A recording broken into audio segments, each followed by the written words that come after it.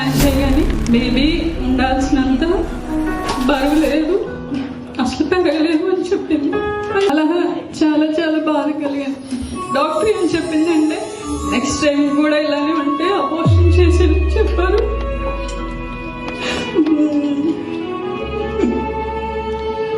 నేను ఒకటే ప్రార్థన చేశాను, దేవా డాక్టర్స్ చెప్పిన మాటల్ని కూడా నేను వినట్లేదు, ఏదైతే చెప్పారో అదంతా నువ్వు మార్చగలిగిన దేవుడు, నువ్వే ఇచ్చావు ఈ గర్భం, నీ చిత్తమైతే ఆరోగ్యవంతమైన బిడ్డలు నాకు దయచేదేమని అడిగాను.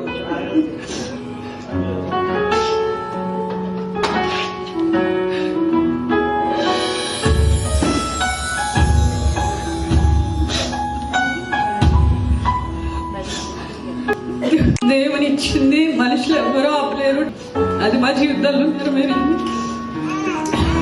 షారోన్ నేను 10వ నెల వచ్చిన 3వ వారం వరకు నా పొట్టలో పెరిగింది. డాక్టర్స్ ఏవైతే చెప్పారో అసలు అబార్షన్ చేసేయాలి 6 మంత్లోనే అన్నారు, కానీ దేవుడు ఆరోగ్యవంతమైన బిడ్డను